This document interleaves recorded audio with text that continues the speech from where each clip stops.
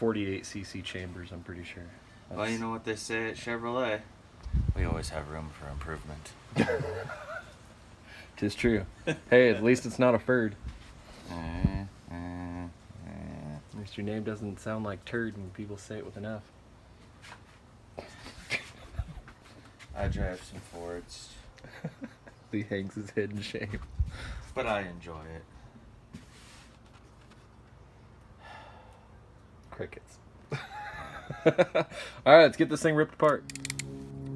So, this is what we just pulled out of one of the exhaust manifolds. On the other side, I broke it. And you can see there, it literally sheared it off and then magnetized it. But go GM for making a stud that didn't break, or a bolt, or whatever. You know what I mean. You can kill it. Look at that.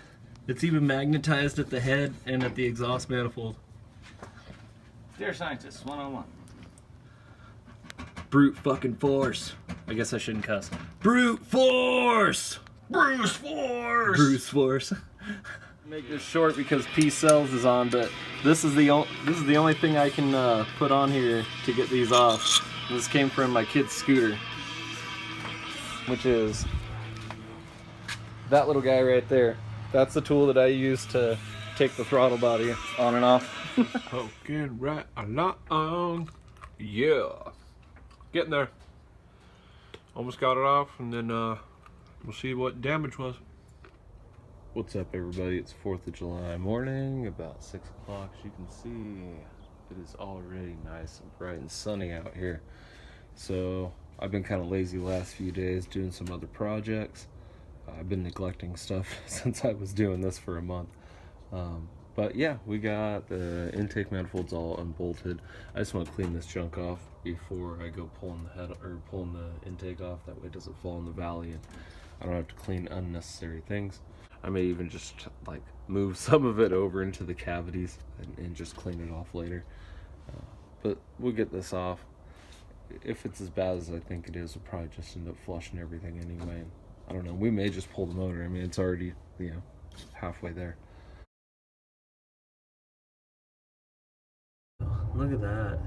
Oh, that's gorgeous. Beautiful. Beautiful water jackets. Look at this one here. Oh man, you couldn't ask for cleaner. Look at that. We're ready to flow all the water. Yeah.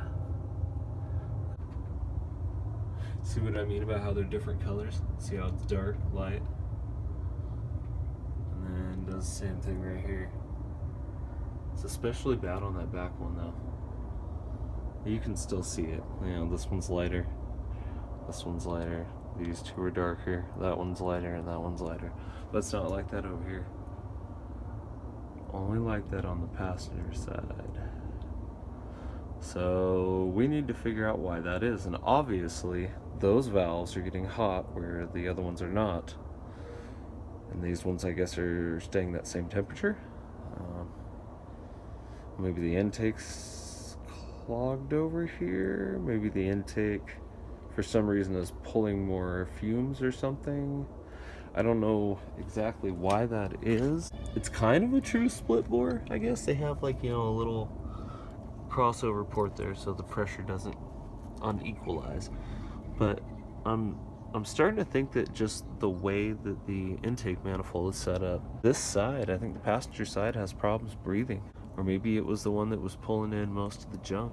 Maybe it was breathing better. That's why it looks like that, because it was, I don't know. I mean, really what we're seeing here is there is a difference between the color of the oil residue on the intake valves versus the exhaust valves on the passenger side. On the driver's side, it's normal. So I'm gonna do some research. I've never actually seen that before, especially considering that the coloration of the exhaust valves over here is closer to this.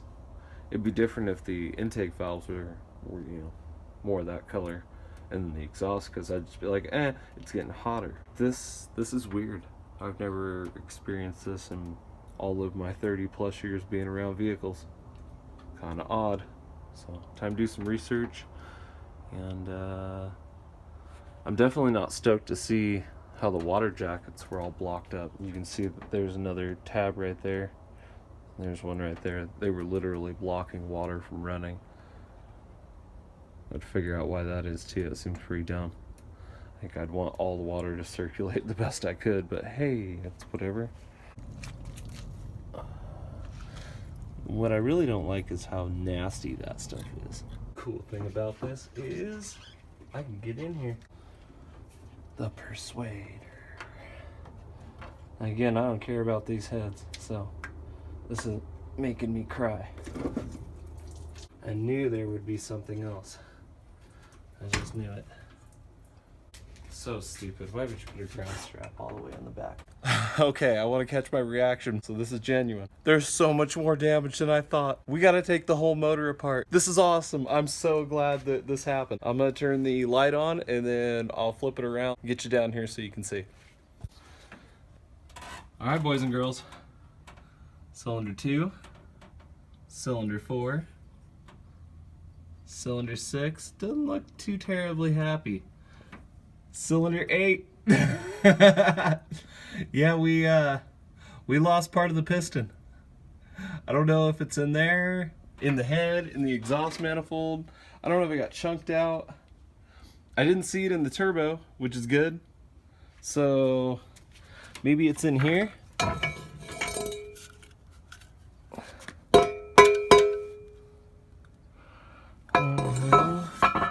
Because it would be back here. So if not, let's turn this over. I don't think this matters because it's dead anyway. That's cylinder 8 right there. Look at these big old nasty. Oh, it's terrible. It didn't bend the valve though. Just the piston. I mean, it's munched up. You can see where it got beat around in there a little bit.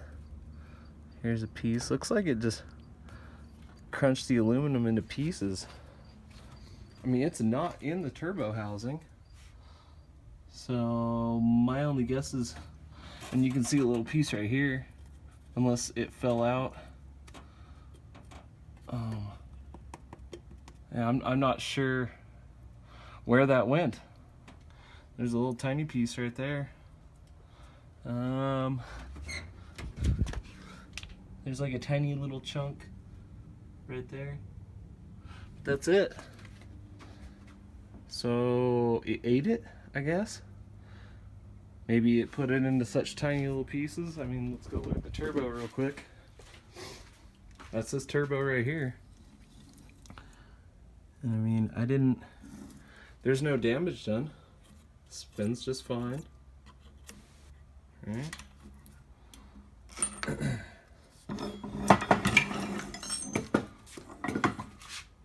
Yeah, nothing. Looks like maybe some aluminum might have came through there. Huh. I mean, I saw some of the rust. You can see it right here. So I knew the water went.